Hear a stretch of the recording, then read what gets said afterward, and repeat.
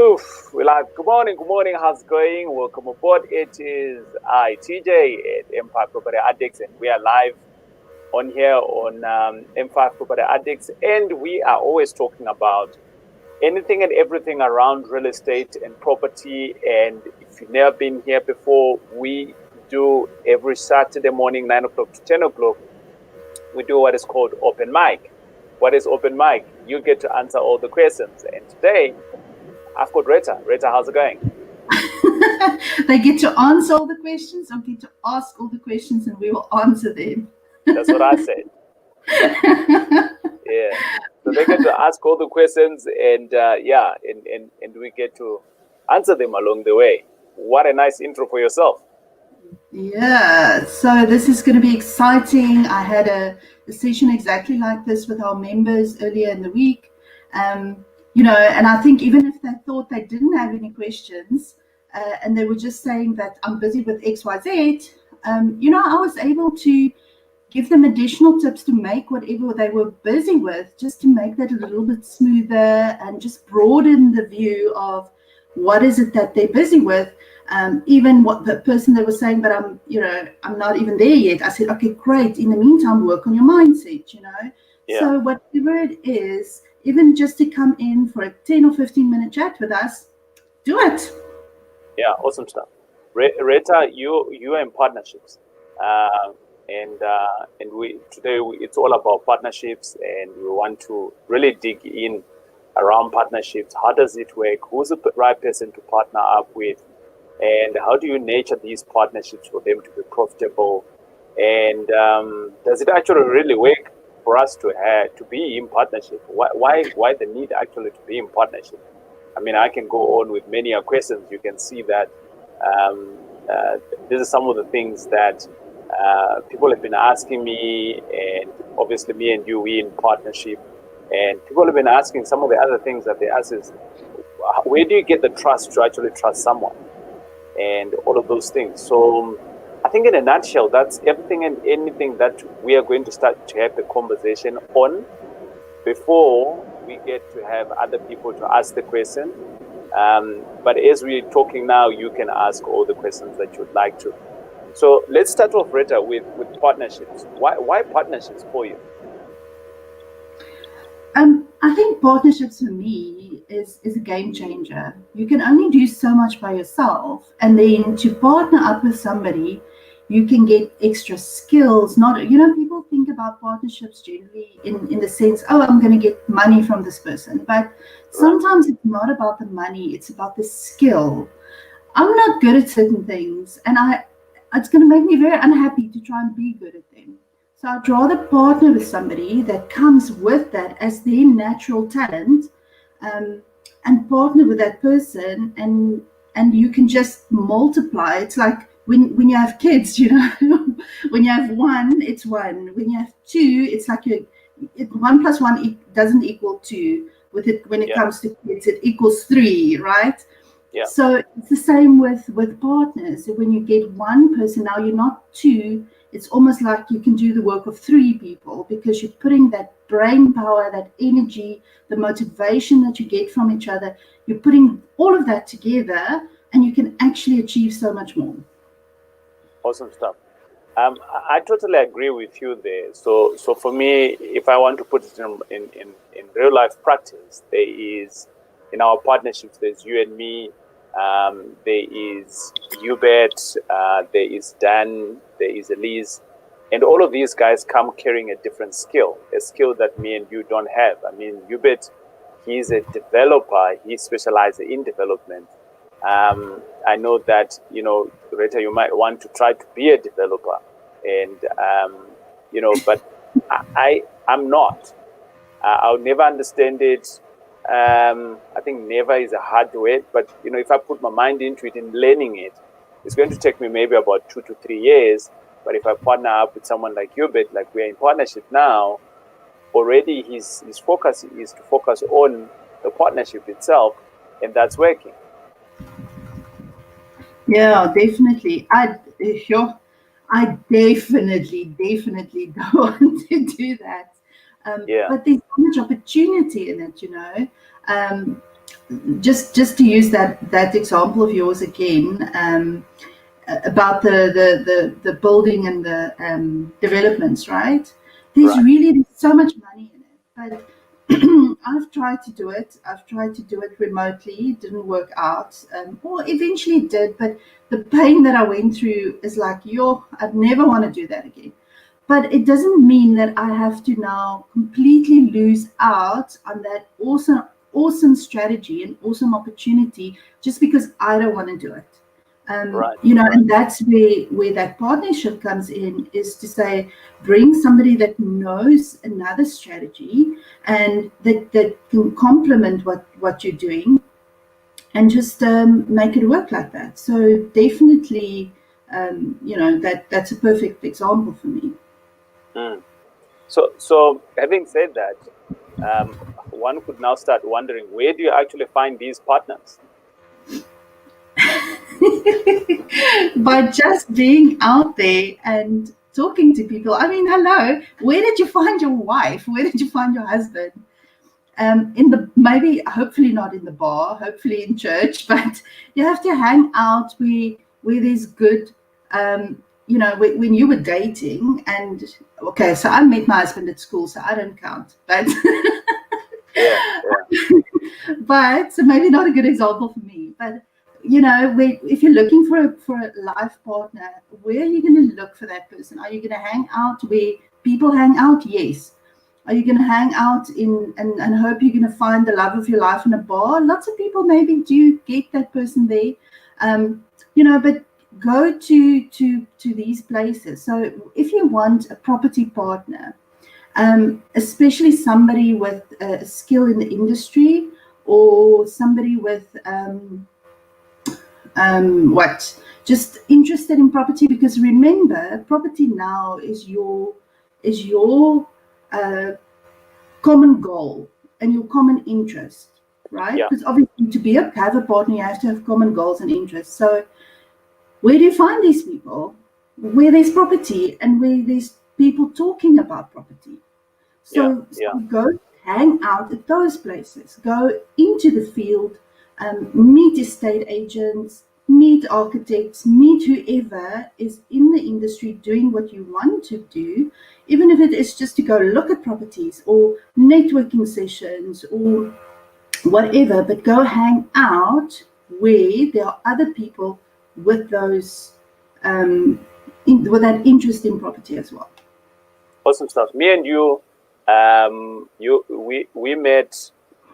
Me and you recall us meeting in the class, and that's where we was actually learning how to do property. And later on, the friendship kicked in and things like that. But we met at a common ground. What you were looking for is exactly what I was looking for to learn. And that's how we met, and we've continued learning over the years together in different aspects, from books to seminars to just being practical in the business itself, and that's how our partnership is forged over the years. Now, you said that, where do you find partnerships? How did you find your husband and wife? Exactly. And I think we complicate things at many a times, where we think that partnerships are found in this other, I don't know, place that is called Great Partnerships Place. Welcome, it's in Dubai. We need to pay lots and lots of money for it to go and to get these partnerships. But I like the fact that partnerships are everywhere. If you just open up your mind around it, you can actually just see partnerships everywhere. If you're not getting the right partner, or should I say, if you're trying out and you're not getting the right partnership, it's like dating. Not everyone is going to like you for your looks, and not everyone is going to like you for what you've got. For some people, what you have, they might not like it, and for what you have, they already have it. So there's no need for them to like you, right? But in partnerships, for me, I think it's more around, what skill are you bringing onto the table? I think me and you were always having conversations around, Flip, we need to have this person now because we're lacking this skill in the business. right? And that's where it comes from. And if then we are able to understand each other, and then we are able to just have a normal conversation, then the partnership can forge. But having said that, now you have found them. How do you trust them though? Well, you know, even maybe before we even go to that, I want to just add on to the previous point. Sometimes for me, going into my first partnership, I was very new in this thing. I didn't have cash, or I felt I didn't have enough cash to do anything. And this is before I actually did anything. And I also felt that I'm so new in this whole game of property that I don't actually have any skills. So for me, it was almost like I was feeling, but why would somebody partner with me? I don't have anything to bring to the table. So I want to turn it around and ask you, why did you want to partner with me? Oh yeah. Because in that moment, I felt like I'm bringing nothing to the table here. I'm not even in Joburg. I'm in Cape Town. I even left the city. So why would Yeah. anyone want to partner with me? 100%. So this is it, right? I think at many a times we are we see ourselves as potentially lacking. We see ourselves as not enough, right? And yet the world will see us in a different manner. I mean, the only person who knows your real flaws is yourself, right? Because you live with you every day, right? I can't hide anything from myself. Yeah, you can't. You can't. So, I mean, having worked with you before, and I know how meticulous you was, and and from just being able to be in the detail, you are far more deeper going into detail than I am. And for me, I had realized that if you're wanting to actually to build a business, at that particular time, I think I had a crew that I was working with at the when I was employed, and she was in the detail, and the enormous returns that we used to get working with her in terms of just unearthing problems, in terms of identifying problems, was so amazing because she was in the detail. She was able to pick it up, but then obviously should give the button to someone else to then be able to solve it. And when we started our partnerships, I did realize that that was one of your skills that you had to dive into details that I don't have, right? Not that I don't want to have it, I do, but it's going to take me extremely a lot of time for me to get into it. And for you, it's like you give you a document and you're in the detail, you're asking everything else, like, what is it, what about, what about, what about, what about? I'm like, okay, I only saw like two things in it. And we give you a budget, you're like asking, what about that, what about that, what about that? So for me, I realized it's a skill that I needed. I mean, when we started the business, it was just you and me, and now it has grown with more partners on board. But that detail in it it enables you to be able to be efficient. And if there is no one in a business who is like that in terms of being in the detail, you could actually be losing, or should I say, you could be leaving a lot of money on the table. I did see it when I was employed because I used to work with that crew. Like, I used to report to her, right? So I saw the benefits of that because the devil is really on the detail. So you can do a budget for turning around a building, but potentially maybe that contractor could be adding in, for each room, they're adding in 4 doors, right? And yet there's only 2 doors in the unit.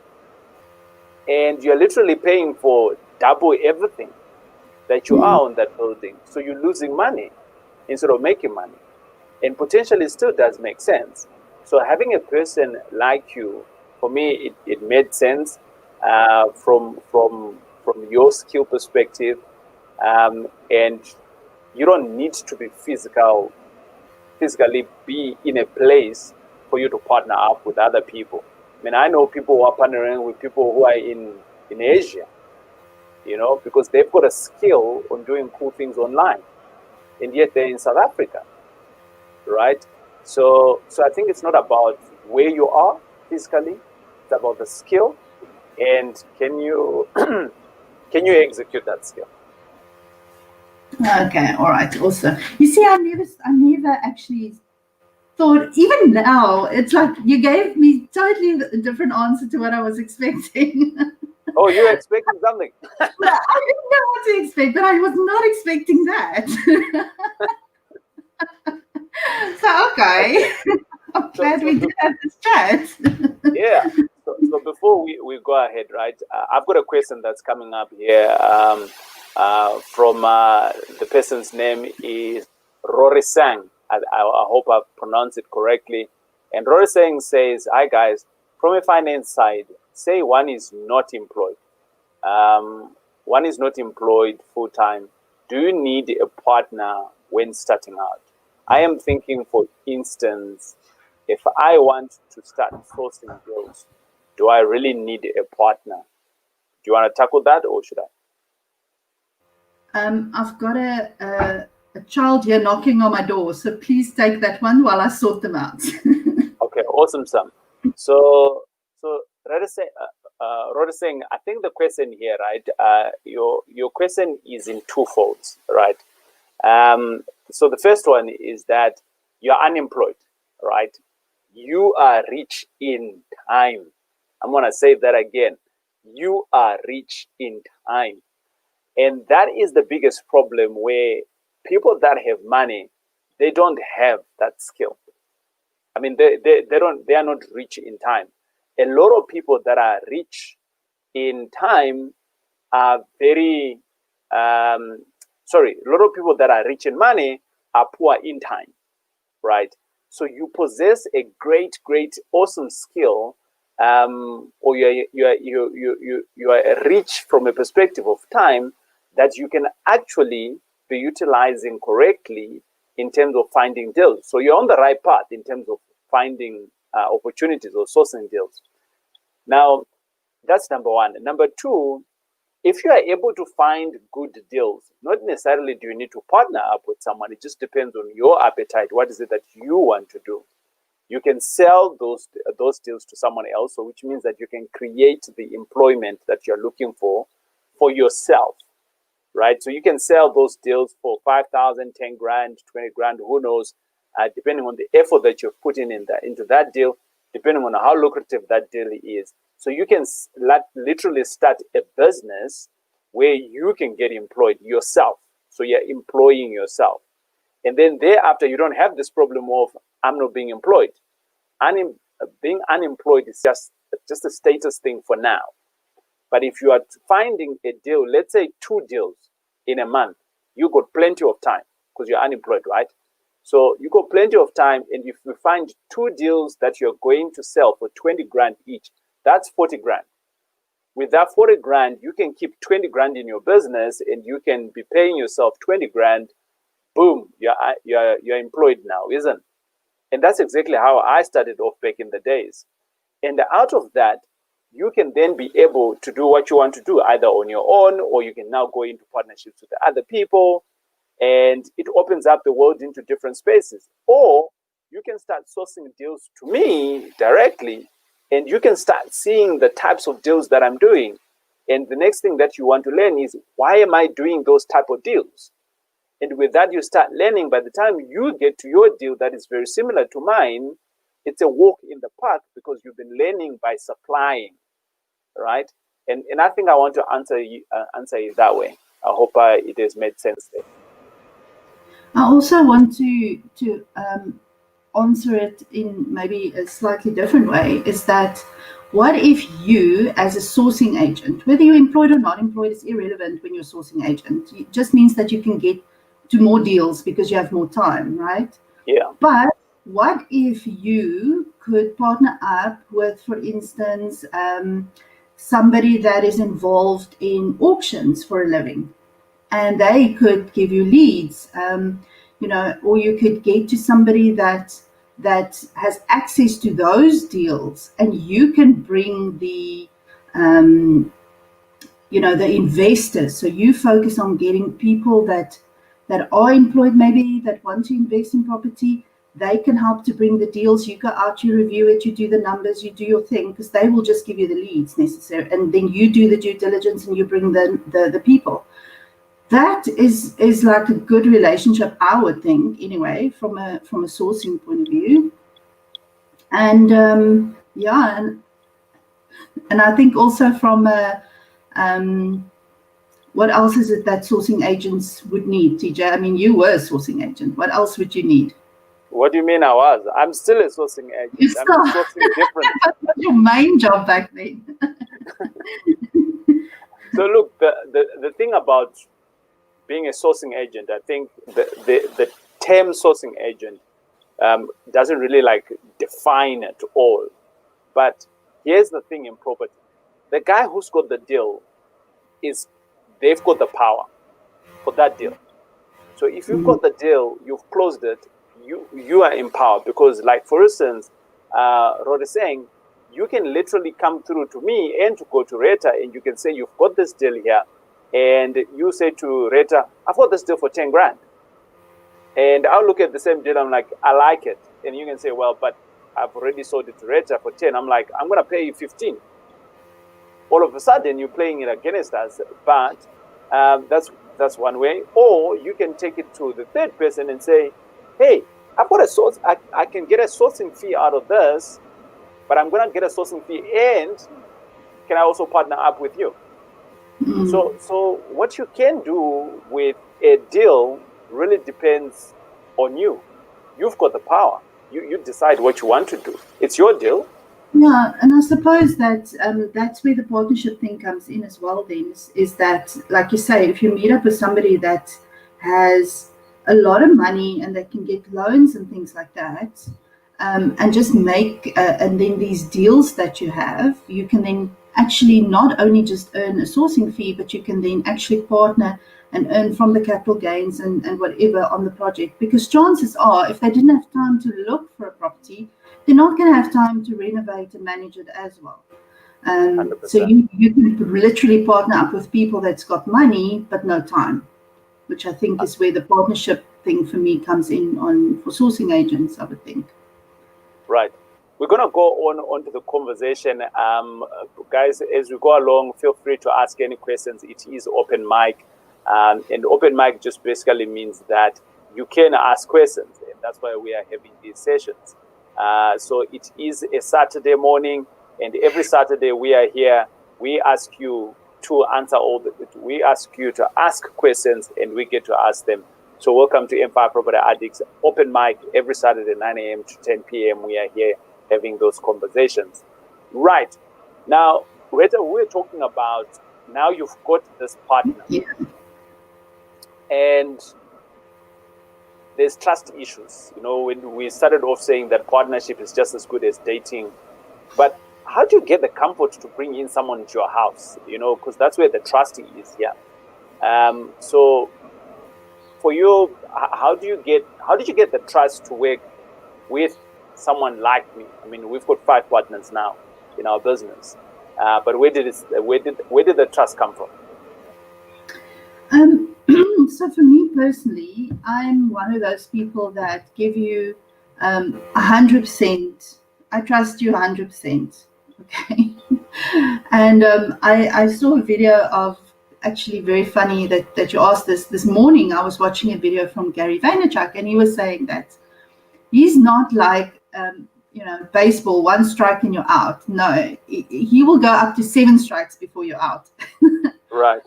And I could so relate to that, because I will trust you. You will do something. I will find ways, and I'll make up things in my head as to the reasons you had to do what you did.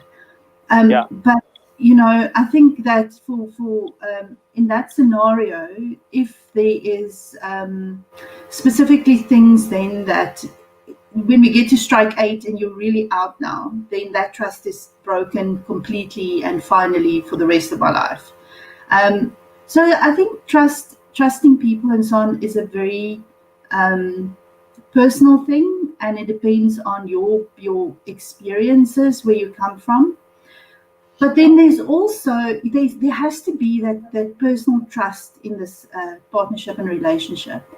But together with that, right, is to make sure in terms of contracts and agreements, and just make sure that everything is laid out from the beginning. And sometimes for me, that is a very difficult conversation. Number one, because I don't really know what I don't know. So to define roles and responsibilities and what you're going to do, what I'm going to do, to define all of that up front is sometimes a little bit gray.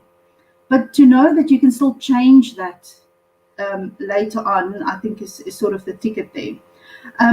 But for me, I've found that once you get to strike 8 and you don't have all of this paperwork and whatever that was supposed to be in place on this partnership, to have that, not have that from the beginning, that really does cause big pain for yourself and potential money losses. So it's important to, at the same time, while you do trust that person totally and utterly, you need to do it right as well. Have your agreements in place. Be very clear with each other. What are you going to do? What am I going to do? And then hold each other accountable as time goes by. Don't just I've made that mistake before.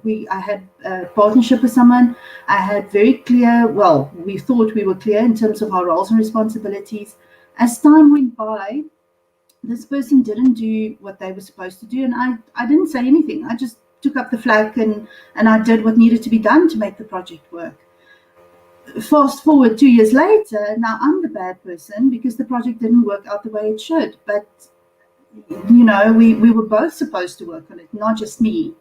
So that becomes a very, very painful and difficult conversation in that moment, because I didn't hold that person accountable, and they never asked any questions as to what's the project going, and am I making the right decisions to what their expectations were in the project, So even though the project worked out, that relationship and that trust, I think, has been totally broken between us. And why? Because we didn't, even though we had the contract, we didn't hold each other accountable for what we agreed to start off with. So that, I think, is very important to keep that trust relationship going.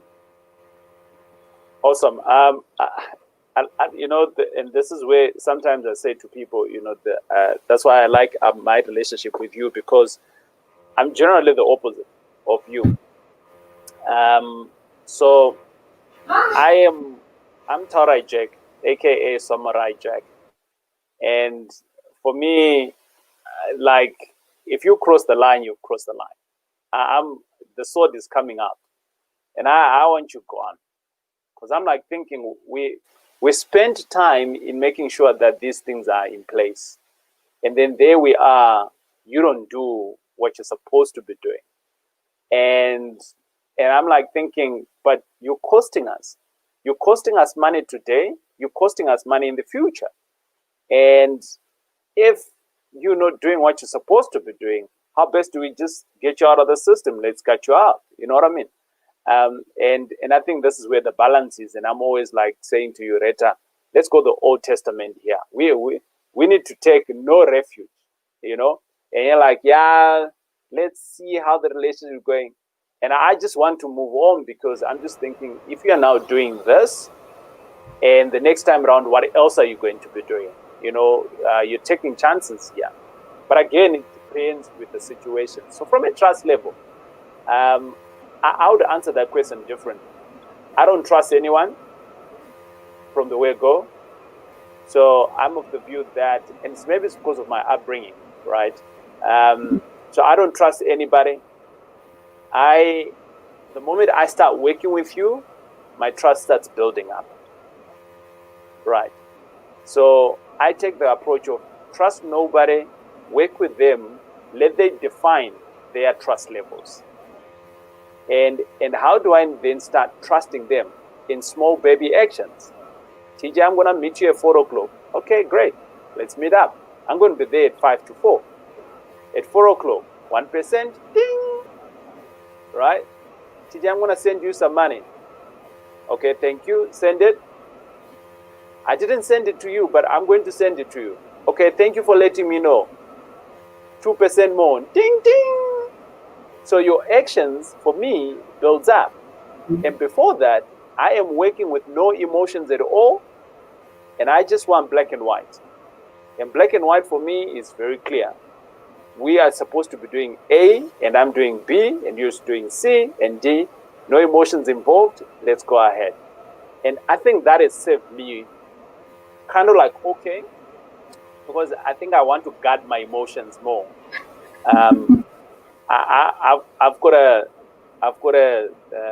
very bad childhood, so I want to try my emotions as much as I can, because I believe that people that you are in love with, and love for me is very loose, because you can be in a friendship and be in love with that person. So it's more than friendship.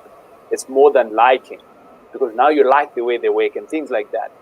And out of that, it's only people who are close within your circle that you're trusting, that you're loving, that can hurt you. People who are outside there, they can't really hurt you. You know, it's like if a thief, if someone hacks in our bank account right now, Rita, and they steal maybe 4 million, we're not going to get hurt, because we don't know who they are. And there's no emotional attachment. We are just going to be like, well, it happened. How did it happen? Well, forensic kicks in, and we get all the other answers. And if insurance kicks in, it kicks in, and we move on. But take the same scenario. You run away with 1 million. You know? Don't worry, I won't run away with 1 million, but when there's like 60 million, I might run away. But now when you're running away with money, it's more, it's very personalized, because there's emotions involved with it. But really, the fact here is 1 million is gone, right? And that's how I look at it. I'm gonna go into the comments, right? I remember this is open mic, guys, you are most welcome to ask any questions, and we're talking about partnerships today. And on the partnerships, you can ask any question at all around partnerships, as we discuss in here within this hour. Should we only limit the questions to partnerships? That was the other question. Nah, I think they can ask something else. Come on. Yeah, we'll give you carte blanche a little bit today, right? Okay, good stuff. So there is no any other questions at this moment. So we're going to go ahead and we will talk about, we were talking about trust, right? And we've just finished off the trust. Rita, you brought up the conversation of paperwork, right? When you're talking about paperwork, what do you mean? And I want to almost bring back into the conversation of you and I when we went into partnerships. Our families are sort of like intertwined, right? And we had actually started now being more involved from a family perspective. You know my family, I knew your family. We've been doing, or should I say, we've been socializing for a while. Our paperwork kind of like came in after the business, right? So we started off the business, and I think we can just call it the dating phase. We're in the dating phase of, you know, the deals that we're talking to, and then at some point we ended up having some paperwork. However, in today's world, we work very different with people. We don't go into any deals without the paperwork. And the question that I want to ask today is, what's you as an individual, what's your take in terms of paperwork? And when we're talking paperwork, what are we talking about? Is there names of these things or what? Yeah, so I think that there's so many different versions of these things, because you can start a company together, which becomes more complicated. You can just do a a joint venture between you, which is just limited to one specific transaction. Then it can be a collaboration, which is that I send you this, you give me that. So transactional based. And all of those things have their own set of agreements and contracts and so on.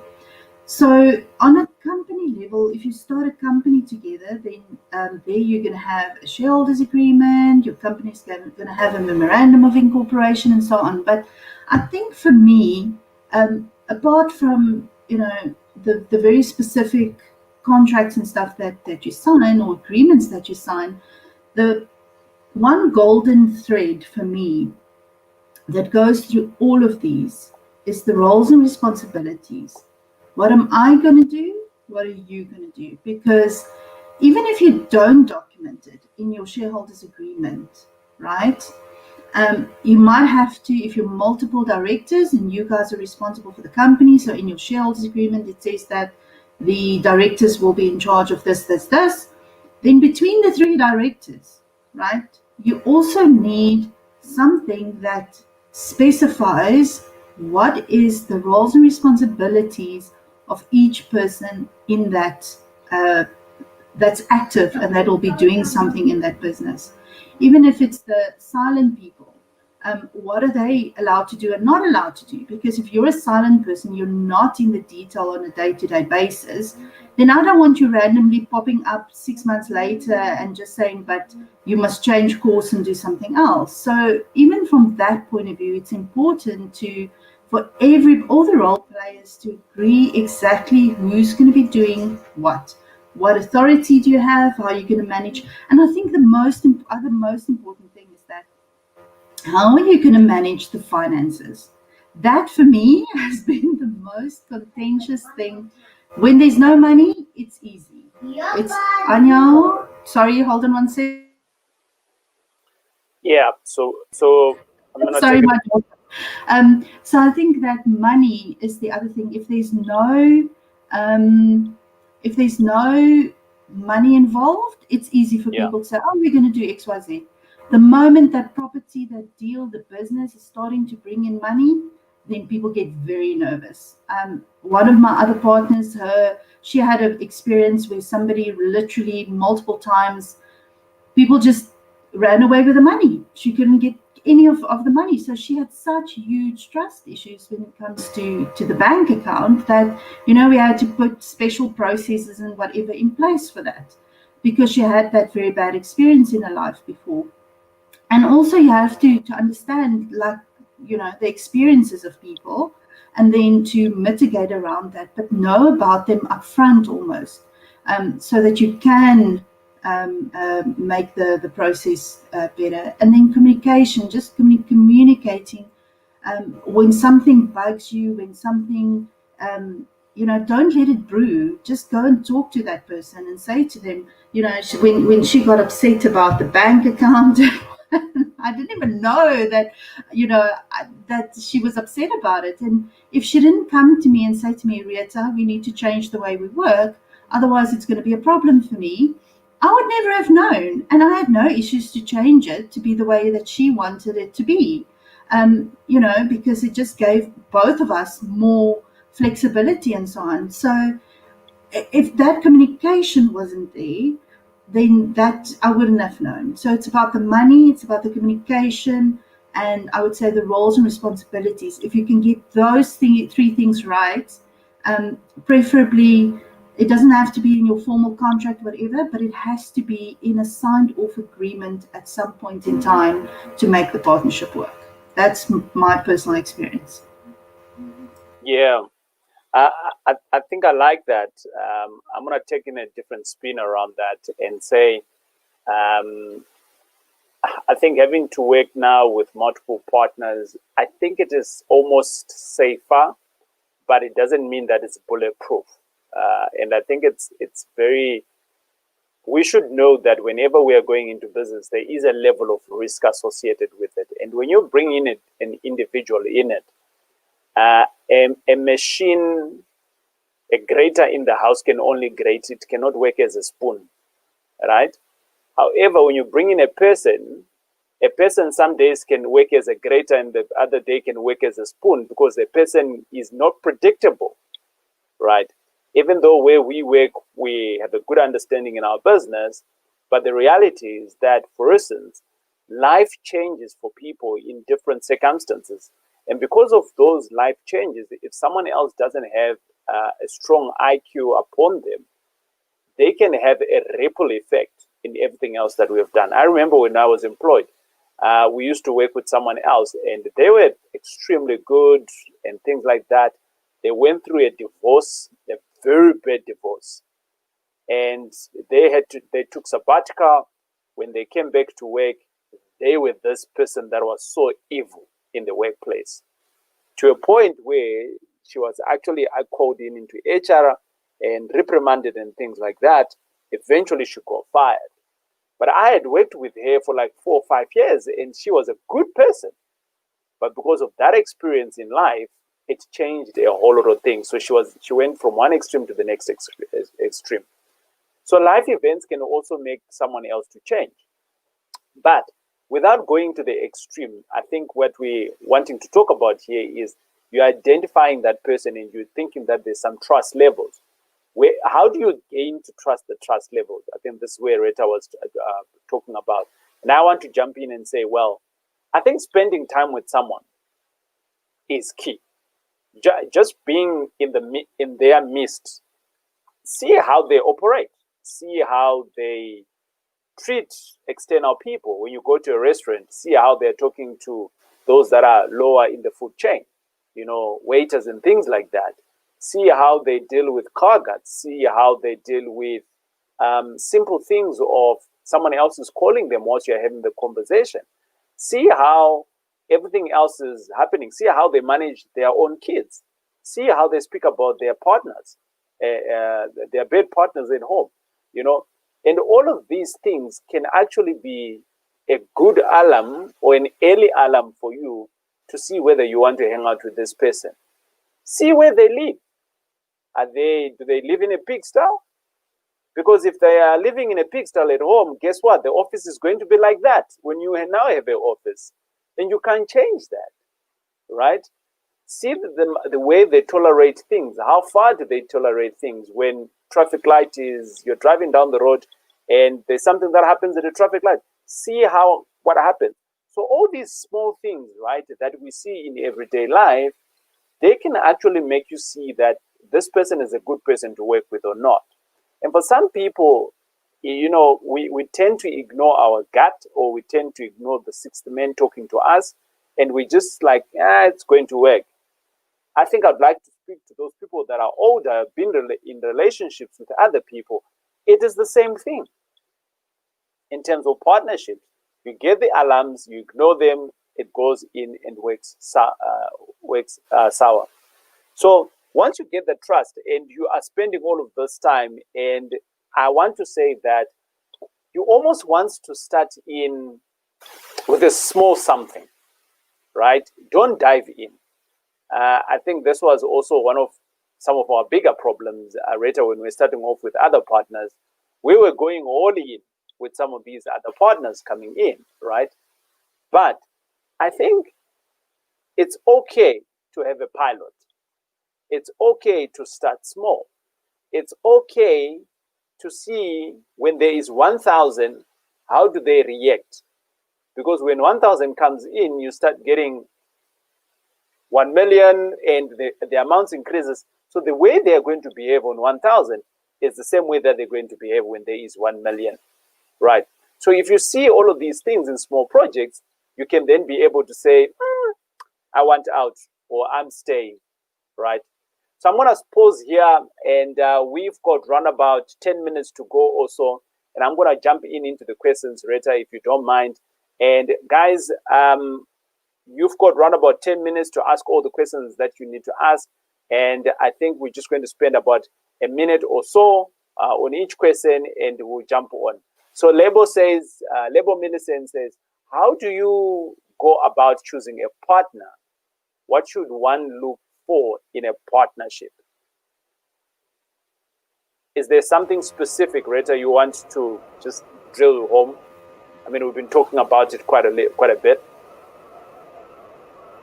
I think it is about someone that has skills that you need, that even, don't look at, does this person, don't, or should I say, don't only look at, does this person have the money, if you're looking for money, right?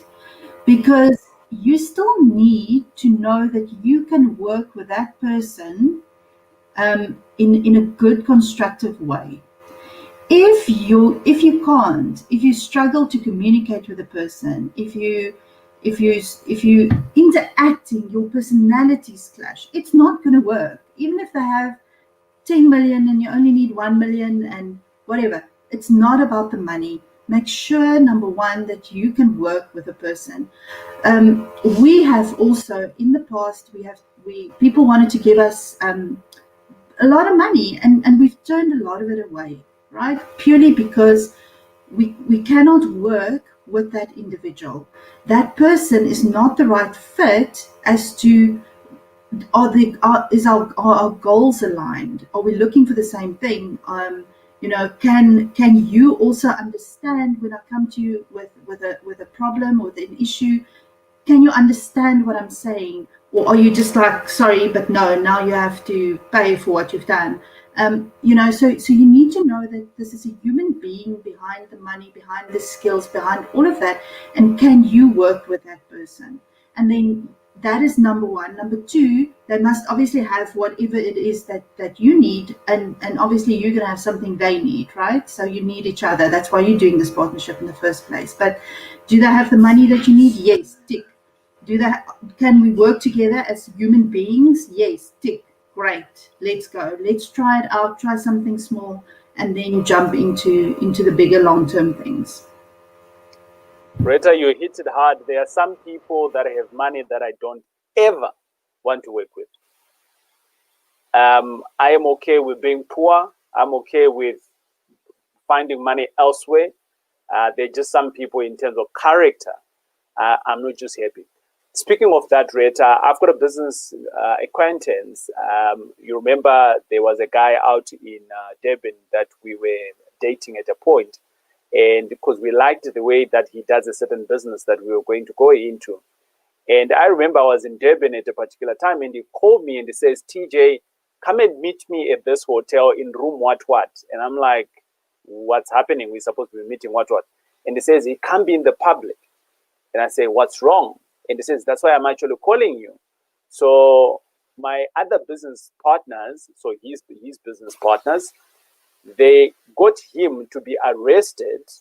So there was summons out for him to get arrested because his other partner, they've got a shenanigan business and they've been washing money into his business, right? So for that reason, we were supposed to be going on to do a show together, and he couldn't. He couldn't be on the public because he was afraid that he was going to be apprehended on stage or something like that. But these are some of the things that you need to be looking out for. So if this person is bringing in money, yes, they might be looking all good and all of those things, they tick all the other boxes. But the other thing is, where are they getting that money from, right? Is it clean money, right? And in this scenario, literally his other partners, they didn't put a disclaimer to him on where they were getting the money from. But now he's associated by, he is guilt by association here, because now he's also helping to clean that money. So again, partnerships, you want to be digging in as far as you can to see, can you work with that person? Are they bringing the right skill? Is the money also clean? That's a reality in our communities that we need to be looking out to. I think at one point, Rita, someone wanted to invest with us and they said, no, come and pick up the cash. And it was about R1 million, right?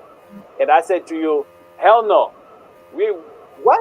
You can't go and pick up the R1 million. But it was, we were trying to figure out, so where's the money coming from? And for me, having been worked at the bank, if you got large sums of money like that, it is an alarm, right? So we just need to look at the individual. Who are they? Where are they getting their money from? And all of those things. Is it clean money? And things like that. I'm going to go into the next comment, or should I say the next question here. And the next question is coming from, let's see, when starting out. So they're saying that when starting out in property business, is it possible to obtain funding under a company, or your first deals should be under your name since banks assess your personal affordability? Rita, you're the CFO in our business. This is a question up your alley. So, and I'm not even going to answer it from that perspective. I'm going to answer it from a personal experience perspective. I actually had this conversation with someone else last night. So, don't whatever you do, buy property in your personal name.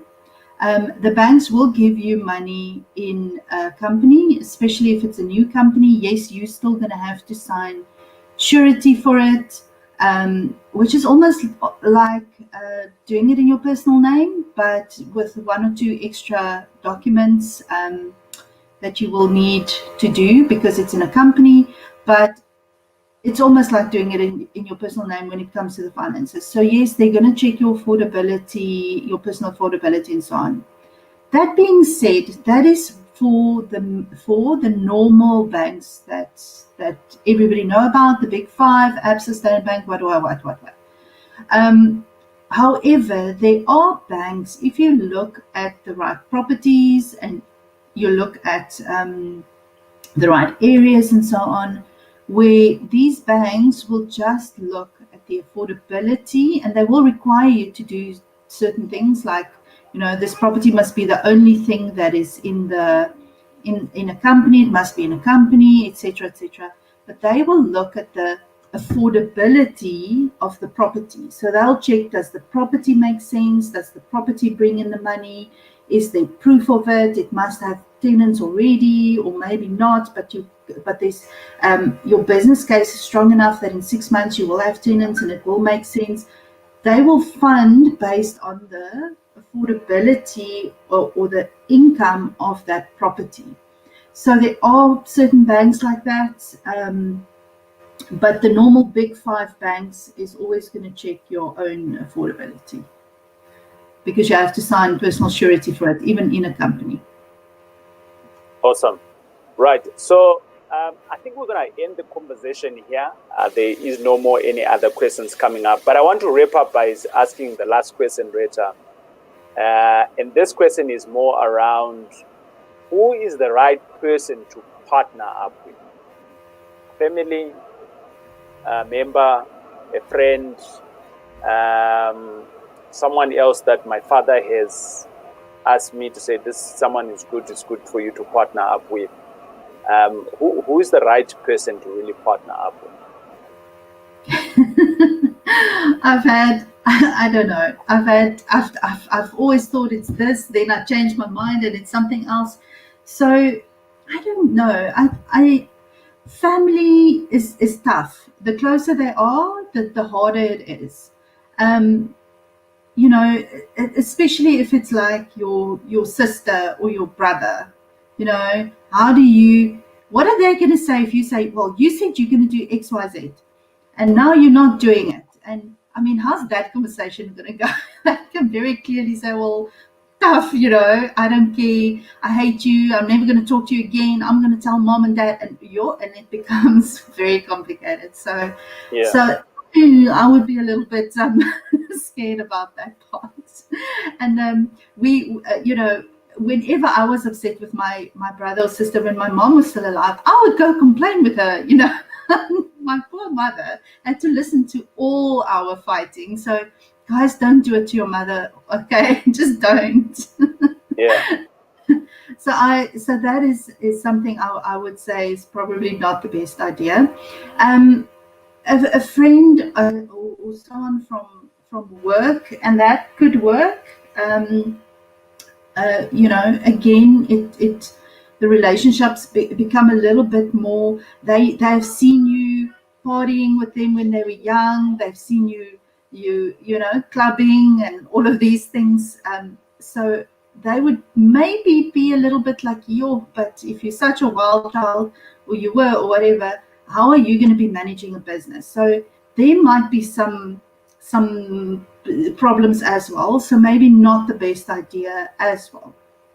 Right. The other option is obviously your people you don't know, but in that sense, that the negative part of that is that you don't know them at all. So at least spend that time, TJ, like you call it, that the dating time, and the testing time. And can we work together? Let's do something small. Let's see, that a year of dating or so before you jump into big things. But I think that we have had good long dating time with some of our best business partners, and the relationships just work, and it's magic. And these are people that we've never known, that we just met in a networking session, meeting, whatever, and it just worked. So don't be afraid to go into partnerships with people that you don't know. Those could be some of your best partnerships, I would say. Awesome stuff. I'm going to wrap up today. Thanks very much for joining us, and those that are still joining us, and thanks very much. I think we are here every Saturday morning, 9 a.m. I was going to say 9 p.m. So we are here every Saturday, 9 a.m. to 10 p.m. And we're going to call this open mic. And you're most welcome to invite others as we join in. The idea of the open mic is really going to be open up for you to ask the questions, right? So ask the questions. As you saw here, we had about several opportunities where we're diving into the questions and we are answering them. And each Saturday morning, we will come in with a different topic. And by the way, throughout the day, you can literally go back and listen to where you might think you didn't get it right, and you think that someone else might benefit from these conversations. Just literally copy the link onto YouTube, send it to them and say, hey, there's something that can help you. You're struggling in partnerships or whatever. And next week, we will be talking about something totally different. Rita might be here. I might not be here. But from an M5 Property Addicts, we will be here to talk about anything and everything around real estate property in South Africa. God bless and cheers. Whoa. Before you go, sorry. We have signed off. That's the sign off. Wait. You can't introduce things after the sign off. You see, that's why I'm here, okay, to interrupt. Okay. There's a specific topic that you guys feel that you would like to cover. I'm actually going to put up a poll on YouTube.